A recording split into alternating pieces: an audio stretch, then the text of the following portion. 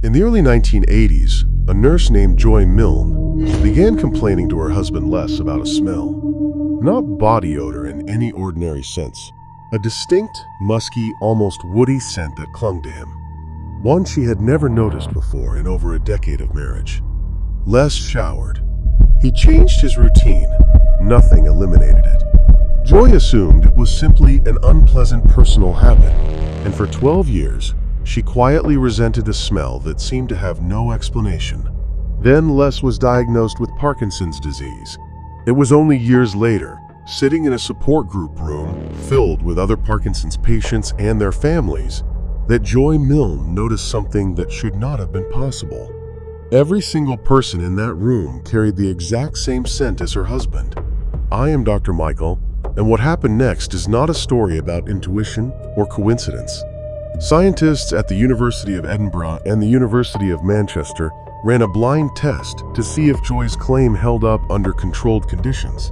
And the result of that test has since reshaped how researchers think about diagnosing one of the most difficult neurodegenerative diseases in modern medicine. This is the story of a nose that detected a disease years before any hospital scan could, and the biochemistry that explains exactly why. Welcome to the last briefing. Dr. Thilo Kunath, a Parkinson's researcher at the University of Edinburgh, was skeptical when Joy first approached him at a public lecture and asked, almost in passing, why people with Parkinson's disease had a distinctive smell. It was not a question he had ever considered, and frankly, it sounded more like an unusual anecdote than a scientific lead. But something about Joy's certainty convinced him it was worth testing properly, under conditions that would eliminate any possibility of guessing or bias. Kunath recruited 12 participants, 6 diagnosed with Parkinson's disease, and 6 healthy control subjects with no neurological condition. Each participant wore a plain cotton t-shirt overnight, and the shirts were then collected, bagged, and coded, so that neither Joy nor the researchers handling them that day knew which shirt belonged to which group. Joy's task was simple to describe and nearly impossible to imagine succeeding at. Smell each shirt and identify which ones belong to a person with Parkinson's disease. Here is where this story stops being an anecdote and becomes something the scientific community had to take seriously. Joy correctly identified all 6 shirts worn by Parkinson's patients, every single one. But that is not the detail that changed the entire trajectory of this research. Joy also confidently identified a 7th shirt as belonging to someone with Parkinson's disease, a shirt that had been worn by a member of the supposedly healthy control group. The research team initially logged this as her one mistake, the single error in an otherwise perfect result. But what the researchers discovered roughly 8 months later would completely rewrite what they thought they knew about this disease. 8 months after that test, the individual whose shirt Joy had incorrectly flagged contacted the research team. He had just been diagnosed with Parkinson's disease. Joy had not made an error. She had detected the disease in a person years before any clinical symptom had progressed far enough for a neurologist to diagnose it, using nothing but her sense of smell. This single result transformed Joy from an interesting curiosity into what researchers now call, without exaggeration, a genuine scientific instrument. Dr. Pradita Baran, a chemist who later led continued research at the University of Manchester, worked with Joy to identify the exact source of the odor on the t-shirts.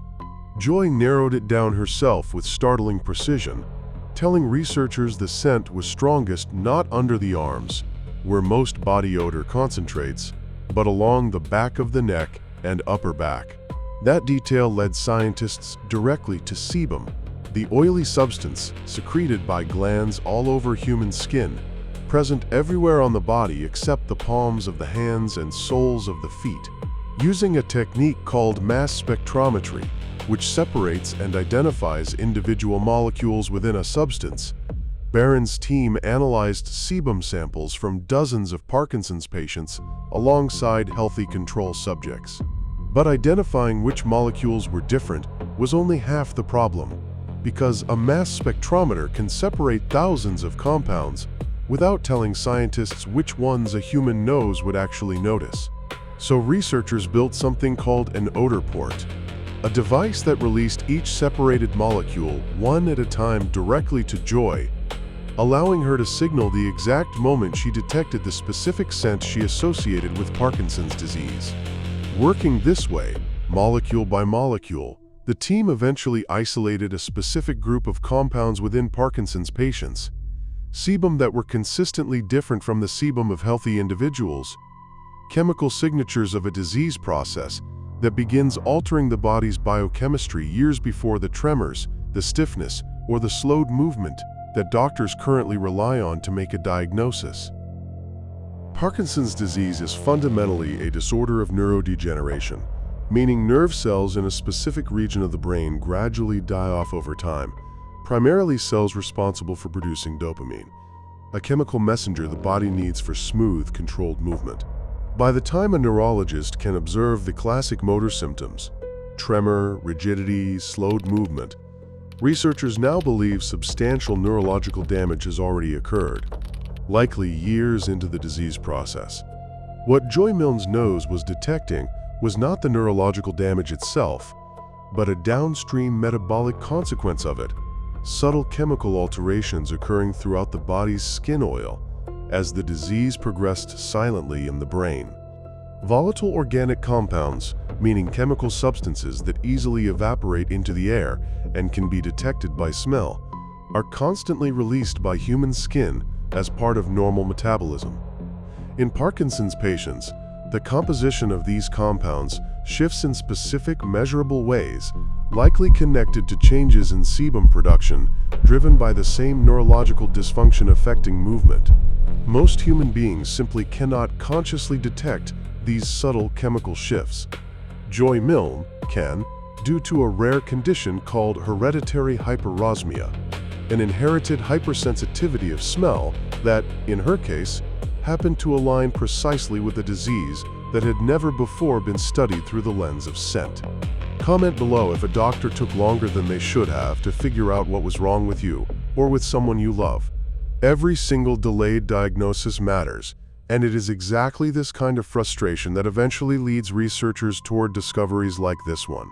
Researchers at the University of Manchester have since used the specific compounds identified through this research to develop a simple skin swab test, one that can potentially identify Parkinson's disease in a matter of minutes, using nothing more invasive than a cotton swab run along the back of the neck. This discovery raises a genuinely uncomfortable question that has nothing to do with biochemistry and everything to do with human psychology. If a simple swab test could reliably tell you, with confidence, that you will develop a currently incurable neurodegenerative disease 10 years before any physical symptom appears, would you actually want to know? There is no universally correct answer to that question, and reasonable, thoughtful people land on very different sides of it. Some would want every possible year to plan, to seek experimental treatments, to make deliberate choices about how they spend the time they have. Others would argue that a decade of anticipatory anxiety over an incurable disease, with no way to stop its progression, could cause its own profound psychological harm, a burden imposed by knowledge nobody asked to receive. What makes Joy Milne's case remarkable is not that she possesses some kind of mystical intuition. It is that human biology has always been broadcasting information. Our current medical instruments simply were not sophisticated enough to detect, and it took one woman's rare inherited condition to prove that signal existed at all. Her late husband, Les, before his death, reportedly said that if he had understood what that persistent smell meant all those years earlier, it would have changed how they approached their entire life together. Joy Milne's story is not a tale of psychic ability or unexplained mystery. It is a demonstration of a biological signal that existed in plain sight, embedded in ordinary human skin oil, entirely undetectable to standard medicine, until one woman's rare sensory condition happened to intersect with the right disease and the right scientists willing to take an unusual claim seriously. Her discovery has since expanded far beyond Parkinson's disease. She has also demonstrated the ability to detect distinct odors associated with Alzheimer's disease and certain cancers, and researchers continue working with her to identify the specific chemistry behind each one. What began as an unexplained frustration about her husband's changing scent has become one of the more promising leads in early neurodegenerative disease detection in recent medical history, a reminder that the human body often reveals its secrets long before our instruments are ready to listen. If you find this kind of forensic re-examination of medical mystery fascinating, subscribe to The Last Briefing, because there is another case in this archive involving a woman declared dead by 19th century doctors using nothing but a mirror and a fingertip. A diagnostic standard so unreliable, it eventually led an entire town to build a monument confessing their mistake. If you have not yet seen the story of Octavia Hatcher, that video is waiting for you next. Stay analytical, stay critical, and above all, stay human.